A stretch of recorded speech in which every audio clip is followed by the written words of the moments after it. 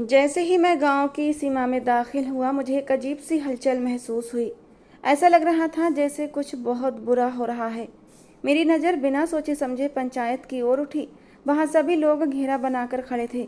मेरी माँ हमेशा मुझे इन बातों से दूर रखती थी, इसीलिए उन्होंने मुझे शहर भेज दिया था ताकि मैं वहाँ जाकर शांति से अपनी पढ़ाई पूरी कर सकूँ और वहीं रहने लगूँ। मगर माँ का प्यार मुझे हमेशा गाँव खींच लाता था। पंचायत में उठते शोर ने मेरे कदम रोक दिए थे। मैं जिज्ञासा के कारण वहां चल पड़ा, लेकिन वहां पहुंचते ही जो कुछ मैंने देखा, मेरे हाथ पांव ढीले पड़ गए। यहाँ ये क्या हो रहा था? मेरे माँ बाप, चाचा, ताऊ सब वहां पर जमा थे। आखिर ये सब क्या मामला था? कुछ पल के लिए मैं बिल्कुल खामोश खड़ा ये सब कुछ देखता रहा, लेकिन जब मुझे कहानी समझ में न आई तो मैं बिना सोचे समझे अपनी माँ के कदमों में बैठ गया और उनके हाथों को पकड़कर परेशान होकर बोला, माँ ये सब क्या है? आप लोग यहाँ क्या कर रहे हैं और ये पंचायत किस लिए बुलाई गई है? मेरी माँ ने मुझे देखते ही सीने से लगा लिया और ज़ोर ज़ोर से रोने लगी। मेरे लिए ये सब कुछ हैरान करने वाला था, क्योंकि 1 महीने पहले जब मैं गांव आया था तब सब कुछ ठीक था। लेकिन अचानक से मेरी माँ का रोना, मेरे पापा की आंखों में नमी और मेरे चाचा और ताऊ का यूं उदास बैठना, मेरे लिए ये सब कुछ बहुत अजीब था। मेरी माँ बुरी तरह रो रही थी। मैंने मुश्किल से उन्हें चुप कराया और पूछा, माँ बताओ तो सही, हुआ क्या है? आप क्यों रो रही हैं? आप पंचायत में क्यों मौजूद हैं? माँ ने रोते हुए कहा, राम, विष्णु अब नहीं रहा। उन लोगों ने हमारे विष्णु को मार दिया। ये सुनकर मेरे हाथ पांव अब ढीले पड़ चुके थे। ये सब क्या हो रहा था? कुछ भी समझ नहीं आ रहा था। मेरा पूरा शरीर थर थर कांपने लगा। मैंने माँ को अचानक से पीछे हटाया और पापा की ओर देखते हुए तड़प कर बोला, पापा। माँ क्या कह रही हैं? विष्णु भाई कहाँ है? मेरे पापा ने भी मुझे गले से लगाते हुए कहा, मेरे बेटे हिम्मत रखो। हम सब भी अब तक इस बात को स्वीकार नहीं कर पाए हैं कि विष्णु हमारे बीच नहीं है, लेकिन यही सच्चाई है। मैंने चाचा की ओर देखा तो वो भी काफ़ी निढाल थे। मैं पापा से अलग होकर चाचा के कदमों में बैठ गया तो वो मुझे देखकर तड़प उठे और ज़ोर ज़ोर से रोने लगे। विष्णु कोई और नहीं बल्कि मेरे चाचा का इकलौता बेटा था, यानी मेरा बड़ा भाई। वो मुझे मेरी जान से भी ज़्यादा प्यारा था। वो मेरा एकमात्र दोस्त था जिससे मैं अपने दिल की हर बात करता था। अभी 2 दिन पहले ही मेरी उससे बात हुई थी। मैं चाचा से अलग होकर ताऊ की ओर देखते हुए बोला, आप बताइए, विष्णु भाई हमारे बीच क्यों नहीं रहे? और फिर पंचायत के सरपंच ने जो बात मुझे बताई, उसने मेरे पाँव के नीचे से ज़मीन खींच दी थी। मुझे साफ साफ ऐसा महसूस हो रहा था कि जैसे आसमान मेरे सिर पर गिर चुका हो। ऐसा कैसे हो सकता था कि सिर्फ 2 दिनों के अंदर सब कुछ खत्म हो जाए? मेरी नसें तन गई थीं। मैं सरपंच की ओर देखते हुए गुस्से से दहाड़ा, आपने अब तक कोई प्रतिक्रिया क्यों नहीं दी? अभी तक उस आदमी को बीच चौराहे पर सजा क्यों नहीं दी गई? सरपंच मेरी ओर देखते हुए बोले, बेटा हमारा भी यही इरादा था, लेकिन जिस व्यक्ति ने तुम्हारे भाई का कत्ल किया है वो भाग चुका है। असल में विष्णु भाई की एक छोटी सी लड़ाई गांव के आखिरी छोर पर रहने वाले एक गरीब किसान के बेटे राघव से हो गई थी। कई बार मैंने विष्णु भाई को समझाया था कि आप लड़ाई झगड़ा ना करें, इससे हमारा मान घटता है, लेकिन मेरा भाई समझता ही नहीं था।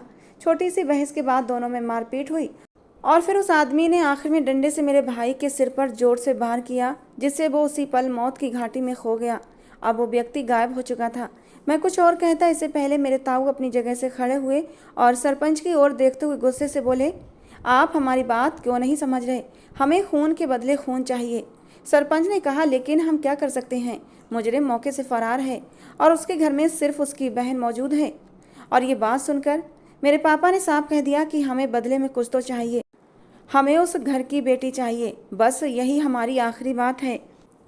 सरपंच कुछ पलों के लिए खामोश हो गए और मैं चुपचाप खड़ा था। सरपंच ने एक लंबी खामोशी के बाद मेरे पापा की ओर देखते हुए कहा, हमने बहुत सोचने समझने के बाद ये फैसला किया है कि हम बदले में लड़की दे देते हैं, लेकिन पहले आपका बेटा यहाँ मौजूद नहीं था, लेकिन अब वो आ चुका है। अगर आपकी रजामंदी हो तो हम अभी दोनों का विवाह करना चाहते हैं। बिना विवाह के हम लड़की को आपके हवाले नहीं करेंगे, क्योंकि इस गांव की बहू बेटियों की सुरक्षा की जिम्मेदारी भी हम पंचायत की है। आप उसे अपने रीति रिवाज से अपने घर की बहू बना लें, फिर उसके बाद चाहे उसे घर की नौकरानी बनाएं या बहू रानी, हमें कोई मतलब नहीं। मेरे पापा बिना सोचे समझे बोले कि जी, मुझे ये सब मंजूर है, हम रजामंद हैं। आप उस लड़की को हमारे सामने पेश करें। मैं एक झटके से होश की दुनिया में वापस आया, यानी शादी मेरे साथ कराई जा रही थी। मैं इनकार करना चाहता था, विरोध करना चाहता था। मैं किसी भी अनपढ़ गंवार लड़की से शादी नहीं करना चाहता था। मैं शहर का पढ़ा लिखा आदमी था और मैं भला गांव की अनपढ़ लड़की से शादी क्यों करूं? ये तो मेरी पूरी जिंदगी का सवाल था। लेकिन परिवार की इज्जत की खातिर मैं खामोश हो गया। पूरी पंचायत के सामने मेरा विवाह उस लड़की से कराया गया। उसका नाम मीरा था।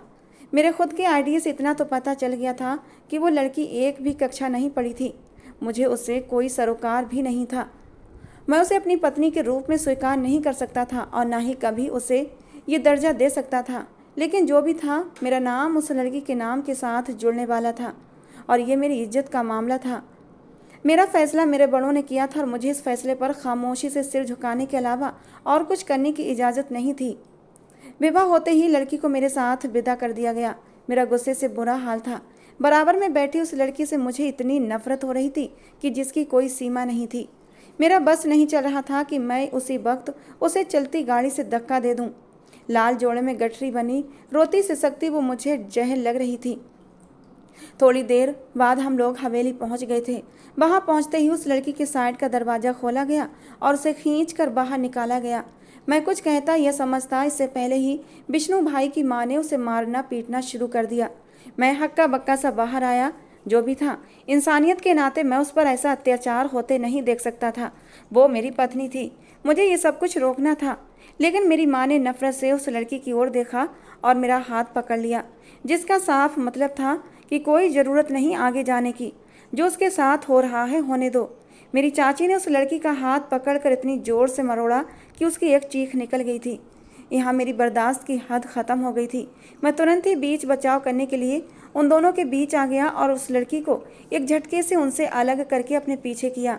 चाची की तरफ देखते हुए मैंने कहा, बस करें चाची, बहुत हो चुका, मर जाएगी ये। थोड़ा थोड़ा करके तकलीफ़ दो, एक साथ ही मार दोगी तो फिर क्या मज़ा। मैं बेरहमी से बोलता हुआ उसे खींचकर कमरे में ले आया। हाँ, मुझे उस लड़की से घोर नफरत थी, लेकिन मैं इंसान भी था और इंसान का दर्द अच्छे से समझता था। मैंने चाची के सामने भी उसका पक्ष नहीं लिया था, बल्कि उन्हें भड़काया ही था, लेकिन उसे बचा भी लिया था। कमरे में लाते ही मैंने उसे एक झटके से छोड़ा। चाची के थप्पड़ से उसका नाजुक होंठ फट गया था और खून बहने लगा था। फर्स्ट एड बॉक्स उसके हाथ में थमाकर मैं बाथरूम में चला गया। ठंडे पानी के शावर के नीचे खड़े होकर मैंने अपने अंदर उठते गुस्से को काबू करने की कोशिश की। मेरी हालत काफ़ी ख़राब हो रही थी। मेरी आंखों से लगातार आंसू बह रहे थे। मैंने विष्णु भाई को खो दिया था। ये सोचना ही मेरे लिए मौत के जैसा था। मैं बाहर आया तो वो अब तक ज़मीन पर बैठी सिसक रही थी। दुल्हन के नाम पर बस उसे एक लाल दुपट्टा उड़ा दिया गया था। आम से घरेलू कपड़े पहने, ना कोई मेकअप ना कोई ज्वेलरी। वो कहीं से भी दुल्हन नहीं लग रही थी। हाँ, उसने अपनी आंखें रो रो कर सुजा ली थीं। रंग गोरा था, इसलिए रो रो कर उसके गाल और नाक भी लाल टमाटर हो रहे थे। एक पल के लिए मुझे उसकी हालत पर तरस आया। आखिर इस बेचारी का इन सब चीज़ों में क्या कसूर। जिस तरह अचानक शादी ने मुझे हर्ट किया था, तो इस शादी से इसे भी ज़रूर परेशान किया होगा। इसके भी तो अपनी शादी को लेकर न जाने कितने अरमान होंगे। मेरे दिल में उस लड़की के लिए न जाने क्यों रहम आने लगा।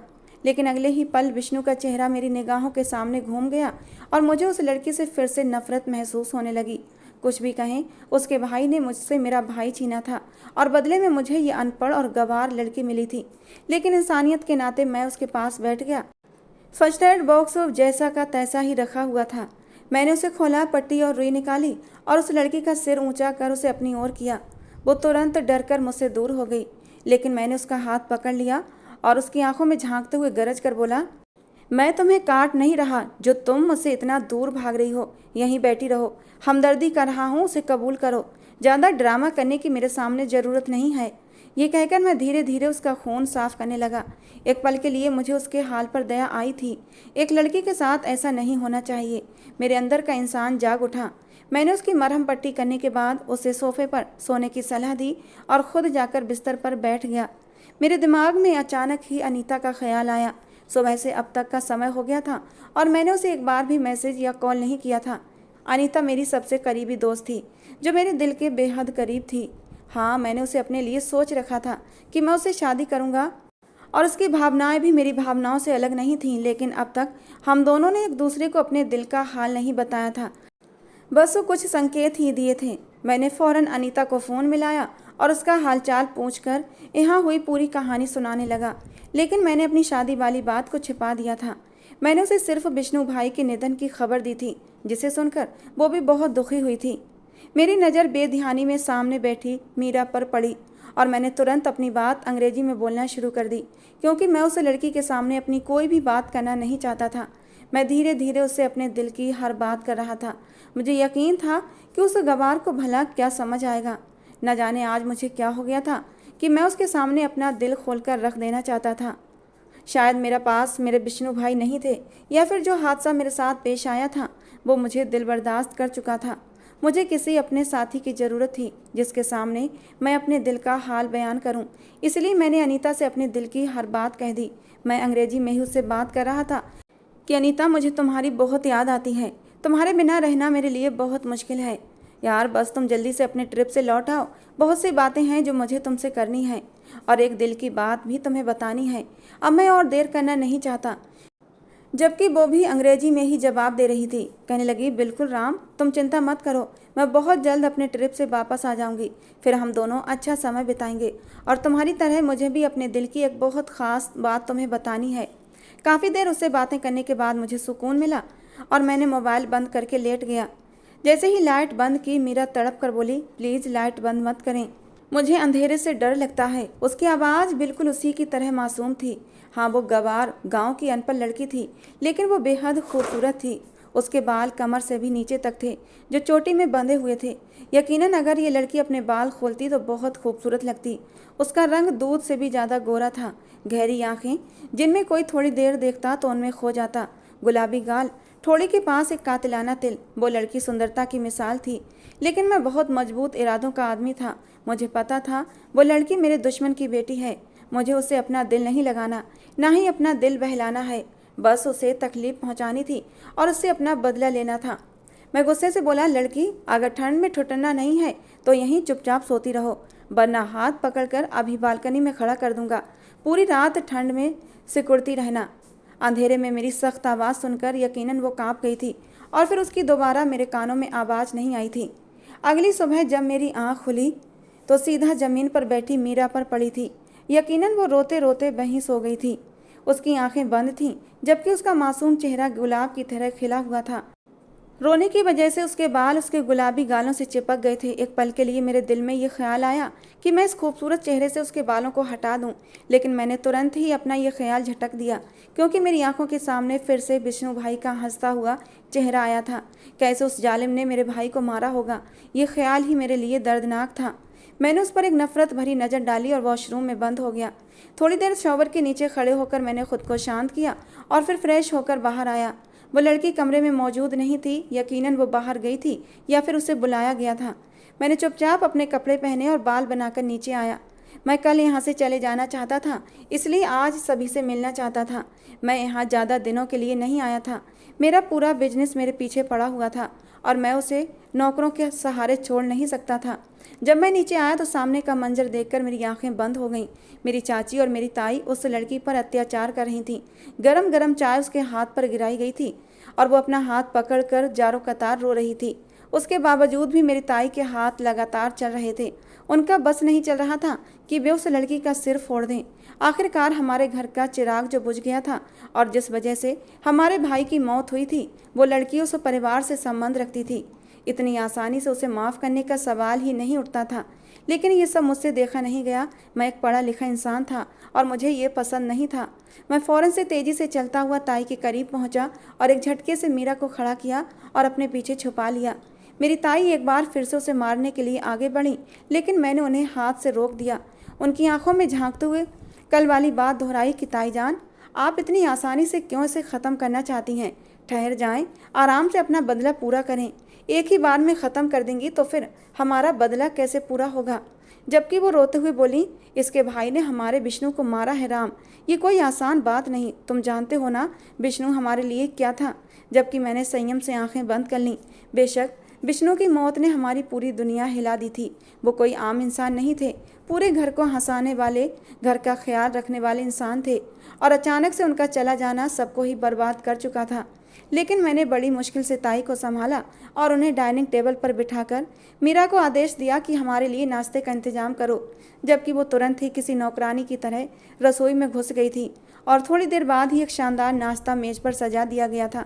मैंने ताई, चाची और माँ के साथ नाश्ता किया और फिर मर्दान खाने की तरफ चल दिया और मीरा को कमरे में जाने का इशारा कर दिया। जो भी था, वो लड़की भी इंसान थी और मैं किसी इंसान के साथ ऐसा अत्याचार होते बर्दाश्त नहीं कर सकता था।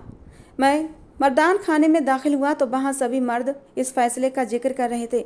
चाचू तो बिल्कुल चुप थे। सच है, जब एक बाप के कंधों पर जबान बेटे की अर्थी जाती है तो उसके दिल पर क्या बीतती है, उसका दर्द कोई नहीं समझ सकता। मैं चाचू के बराबर बैठ गया और उन्हें अपने साथ लगाते हुए अपने होने का भरोसा दिलाया, जबकि उन्होंने मुझे अपने सीने से लगाकर आंसू बहाए थे। सभी ने ही नम आँखों से ये मंजर देखा। मेरी हालत भी काफ़ी ख़राब थी। वो मेरे बाप की जगह थे और भला एक बेटा अपने बाप को कभी रोते हुए नहीं देख पाता। मैं थोड़ी देर बैठा, फिर खेतों की तरफ चला गया। थोड़ी देर वहाँ रुकने के बाद मैं घर लौटा और हवेली में दाखिल होते ही मुझे मेरी माँ का संदेश मिला कि बे मुझे अपने कमरे में बुला रही हैं। मैं माँ के कमरे में गया और जाकर उन्हें अपने सीने से लगा लिया। सभी का हाल बहुत बुरा था। किसी का भी दुख मुझसे देखा नहीं जा रहा था। मैं माँ की ओर देखते हुए गंभीर लहजे में बोला, माँ मुझे कल जाना होगा। आपको पता है कि मेरा सारा बिजनेस शहर में है। अगर मैं गांव में बैठा रहा तो बहुत नुकसान हो जाएगा, लेकिन आप चिंता ना करें, मैं हर महीने के आखिर में यहाँ का चक्कर जरूर लगाऊंगा। थोड़ी देर माँ से बातें करने के बाद मैं जैसे ही उठने लगा तो मेरी माँ ने मेरा हाथ थामा और मेरी ओर देखते हुए बोली, राम, मीरा को अपने साथ ले जाना, उसे यहाँ मत छोड़ना। मैंने हैरान निगाहों से अपनी माँ को देखा कि वो ये क्या कह रही हैं। मैं तुरंत तुनक कर बोला, माँ मैं उस गवार लड़की को कभी अपने साथ नहीं ले जाऊँगा। मैं आपको पहले ही बता रहा हूँ कि मुझे उससे बेहद नफरत है। मेरा वहाँ एक सम्मान है, इज्जत है। अगर किसी को पता चल गया कि वो गवार लड़की मेरी पत्नी है तो मेरी क्या इज्जत रह जाएगी। मेरी माँ ने तुरंत कहा, नहीं बेटा, भगवान से डरो, यहाँ पर उसे कोई जीने नहीं देगा। उसके हाल पर रहम खाओ। जो भी है, जैसी भी है, अब वो तुम्हारी पत्नी है। तुम्हारा और उसका नाम जुड़ चुका है। हाँ, उसे भले ही पत्नी का स्थान मत देना, उसे वो स्थान मत देना जो एक पत्नी का होता है, लेकिन उसे अपने साथ ले जाओ, क्योंकि तुम्हारी चाची और ताई उस बच्ची को जीने नहीं देंगी। मैं उस वक्त तो बहुत भावुक हो गई थी, लेकिन उस लड़की का कोई कसूर नहीं है। तुम उसे नौकरानी के तौर पर अपने घर में जगह दो या फिर अपनी दोस्त बताकर उसका परिचय करा दो, लेकिन उसे यहाँ अकेला छोड़कर मत जाओ। मुझे अब गुस्सा आ रहा था कि मैं किस मुसीबत में फंस चुका हूँ। विष्णु भाई का निधन मेरे लिए बहुत दुख की बात थी, लेकिन जो अब मेरे साथ हो रहा था मुझे और भी ज़्यादा तकलीफ हो रही थी। मम्मी साफ कह चुकी थी कि तुम मीरा को यहाँ छोड़कर नहीं जाओगे, जबकि मेरा इरादा यही था कि मीरा यहाँ रहेगी और मैं अपने शहर में सुकून की ज़िंदगी गुजारूंगा। और मगर ये सब कुछ इतना आसान नहीं था जितना मैं समझ रहा था। मैं सिर पकड़कर कमरे में आकर बैठ गया। मीरा सोफे के पास चुपचाप बैठी न जाने किन ख्यालों में खोई हुई थी। उसे मेरे आने का जरा भी एहसास नहीं हुआ था। मैंने नफरत भरी निगाह उस गवार लड़की को देखा। उसे तो ढंग से कपड़े पहनने तक की तमीज नहीं थी। वो वहाँ मेरे साथ कैसे रहती, ये सोच कर ही मेरी हालत ख़राब हो रही थी। लेकिन मैं माँ की बात को टाल नहीं सकता था, इसलिए कुछ बातें कहकर हवेली से एक बार फिर निकल गया। रात देर तक घर आया तो सामने का दृश्य देखकर मैं हैरान रह गया। वो अभी तक उसी जगह पर बैठी, अब भी न जाने किन ख्यालों में गुम थी। मुझे कुछ समझ नहीं आ रहा था। मैंने उसकी तरफ एक नज़र देखा और फिर उसके पास ही बैठ गया। मैंने कहा, मीरा, खाना खा लिया तुमने? एक ख्याल के आते ही मैंने नरमी से पूछा था तो वो मेरी तरफ देखते हुए सिर नामे हिलाने लगी। एक पल के लिए मेरा दिमाग चकरा गया था। मीरा, तुमने नाश्ता भी नहीं किया? यह आवाज़ कहीं अंदर से आई थी, जबकि वो एक बार फिर बेबसी से सिर नामे हिलाने लगी। यानी ये लड़की सुबह से भूखी थी। लेकिन फिर मैंने अपना सर झटक दिया। आखिर ये लड़की मेरे भाई के कातिल परिवार से संबंध रखती थी। भला मुझे उससे हमदर्दी क्यों होती, मगर फिर भी इंसानियत के नाते मैंने अपने कमरे में खाना मंगवा लिया और उसके साथ ही बैठकर खाना खाने लगा। एक पल के लिए मैं हैरान हो गया कि मीरा बहुत ही सलीके से खाना खा रही थी, लेकिन वो तो गवार थी, फिर इतनी आदर्श संस्कार कैसे? मैंने चुपचाप उसके साथ खाना खाया और सुबह जाने का बताकर अपने बिस्तर पर सो गया। मैंने साफ तौर पर उसके चेहरे पर सुकून आता हुआ महसूस किया था। यकीनन वो मेरे साथ चलने पर खुश थी। अगली सुबह सबने मुझे बहुत रोका। ताई और चाची तो गुस्से में थीं कि तुम इस लड़की को अपने साथ क्यों ले जा रहे हो। तब मैंने गुस्से से मीरा को देखते हुए कहा कि ये सिर्फ मेरी नौकरानी है। वहाँ इसे इसलिए ले जा रहा हूँ ताकि ये मेरी सेवा कर सके। यहाँ रहकर तो ये सिर्फ और सिर्फ बिस्तर ही तोड़ेगी। मेरी चाची कुछ कहती उससे पहले ही मेरी माँ ने बात संभाल ली और यूँ मैं मीरा को शहर ले आया। मैंने उसके सामान को अपने बराबर वाले कमरे में शिफ्ट कर दिया ताकि मुझे किसी परेशानी का सामना न करना पड़े, लेकिन ये मेरी सबसे बड़ी गलती साबित होने वाली थी। मैंने उस लड़की को उसके सारे काम समझा दिए और साथ में ये भी कहा कि कोई भी मेरा दोस्त वगैरह आए तो तुम उसके सामने नहीं आओगी। लेकिन वही बात, अनपढ़ लोगों को इतनी आसानी से बातें समझ कहाँ आती हैं। जब मैं ऑफिस जाने के लिए तैयार होने लगा तो वो लॉन्ज की सफाई कर रही थी और इसी पल मेरा बचपन का जिगरी दोस्त कृष्णा घर में मुझे आवाज़ें देते हुए दाखिल हुआ। लॉन्ज में मीरा को काम करते देखकर वो अपनी जगह पर ठहर गया था। वो लग ही इतनी प्यारी रही थी। उसने बहुत ही आम सा ड्रेस पहन रखा था, लेकिन उसमें भी उसका रोशन चेहरा चमक रहा था। जैसे ही मैं कमरे से बाहर आया, मेरी नज़र कृष्णा पर पड़ी और जिस अंदाज में वो मीरा को देख रहा था, मेरी गैरत को ये बर्दाश्त नहीं हुआ। मैं अपनी जगह पर खड़े होकर गुस्से से गरजा, मीरा अंदर जाओ, यहाँ क्या कर रही हो? वो मेरी आवाज़ पर चौंक पड़ी और मुझे देखकर चुपचाप नजरें झुकाकर अंदर चली गई। उसके अंदर जाते ही कृष्णा भी होश की दुनिया में लौटा। कहने लगा, भाई ये माल कहाँ से लाया? उसका अंदाज काफ़ी लफंगई भरा था। मुझे बहुत गुस्सा आया, लेकिन मैं बर्दाश्त कर गया। आखिर को वो मेरा दोस्त था। मैंने टालते हुए कहा, माल नहीं है, मेरी जान पहचान की है, गांव से मेरी सेवा करने आई है। जबकि वो हंसते हुए बोला, यार थोड़ी हमारी भी सेवा करवा दे।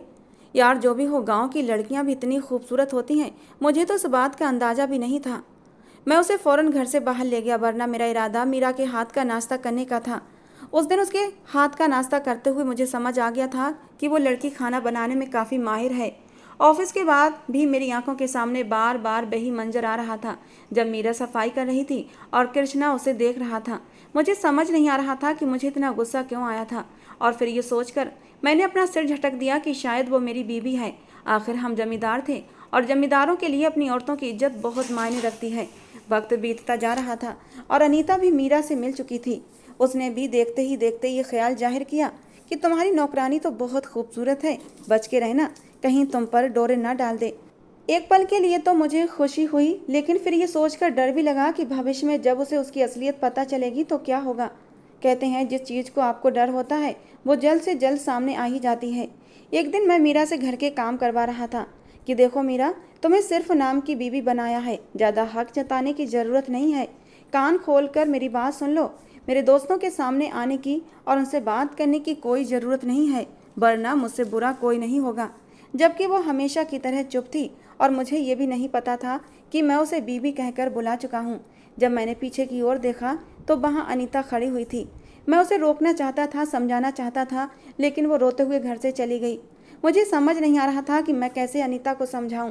अगले दिन ही मैंने उससे मुलाकात की और बहुत मुश्किल से उसे ये समझाने में कामयाब हुआ कि जैसा तुम सोच रही हो वैसा कुछ भी नहीं है, और मीरा मेरे लिए क्या मायने रखती है वो भी मैंने उसे साफ साफ बता दिया। लेकिन उसने मुझसे नफरत से मुंह फेर लिया। काफ़ी समय तक उसने मुझसे कोई बात नहीं की थी, जबकि मैं लगातार उससे मिलने की कोशिश कर रहा था। इस बीच मीरा मेरे बेहद करीब आ चुकी थी, मगर मैंने उसे अभी तक पत्नी के अधिकार नहीं दिए थे। हाँ, वो मेरी सेवा करती थी और उस सेवा ने मेरा दिल भी जीत लिया था। लेकिन जब जब मैं उसकी सूरत देखता तो मुझे गुस्सा आता था, क्योंकि जो आदर्श मैंने अपने लिए सोचा था वो मीरा बिल्कुल नहीं थी। मुझे एक पढ़ी लिखी लड़की चाहिए थी, उसमें हर खासियत थी, लेकिन उसके पास शिक्षा नहीं थी, और मेरी यही खींच का कारण था। मैं अपने परिवार से बहुत दूर था। अगर मैं उसके साथ अपनी शादीशुदा रिश्ते की शुरुआत कर लेता तो किसी को कुछ पता नहीं चलना था, लेकिन अफसोस ये मुमकिन नहीं था। थोड़े दिनों बाद अनीता ठीक हो गई थी। उसने मेरे घर भी आना जाना शुरू कर दिया था और वो मीरा को बहाने बहाने से बेइज्जत भी करती थी, और ये सब मुझे बहुत नागवार गुजरता था। कुछ दिनों बाद उसने मुझे एक पार्टी का निमंत्रण दिया और पत्नी के तौर पर मीरा को लाने को कहा। पहले तो मैं काफ़ी विरोध में था, लेकिन जब उसने मुझे मजबूर किया तो मैं मीरा को अपने साथ ले जाने के लिए राजी हो गया। कपड़े वगैरह भी अपनी पसंद के ही लाया था। मैंने मीरा के लिए काली साड़ी पसंद की थी। आखिर को वो मेरी पत्नी के रूप में मेरे सभी दोस्त और रिश्तेदारों से मिलने वाली थी, इसलिए मैं कोई भी कमी नहीं चाहता था। लेकिन मुझे नहीं पता था कि वो लड़की इस पोशाक में इतनी खूबसूरत लगेगी कि मेरा दिल ही नहीं चाहेगा उसे दुनिया के सामने लाने का। और मेरी सोच के उलट जब वो कमरे से बाहर आई तो मैं उसे देखता रह गया। वो किसी परी जैसी लग रही थी जो आसमान से उतरी हो। मैंने अपने दिल को बहुत मुश्किल से मनाया था मीरा को पार्टी में ले जाने के लिए, क्योंकि वो जितनी हसीन लग रही थी मेरा बस नहीं चल रहा था कि मैं उसे कहीं छुपा दूं।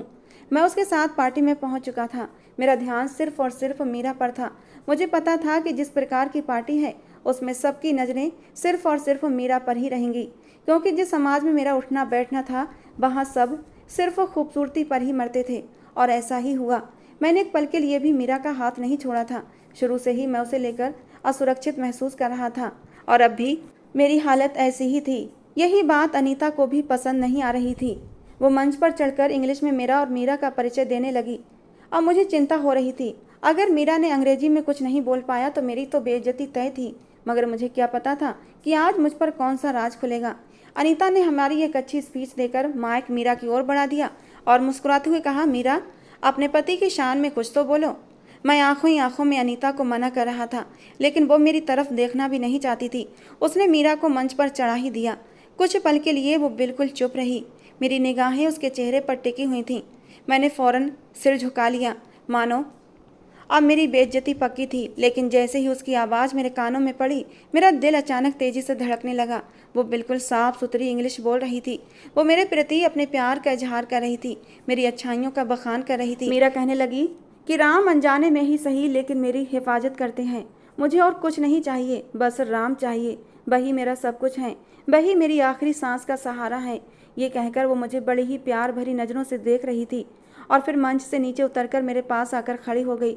जोरदार तालियों के साथ उसकी सराहना की गई। मैं हैरान था कि उसने इतनी आसानी से अंग्रेजी कैसे बोल ली।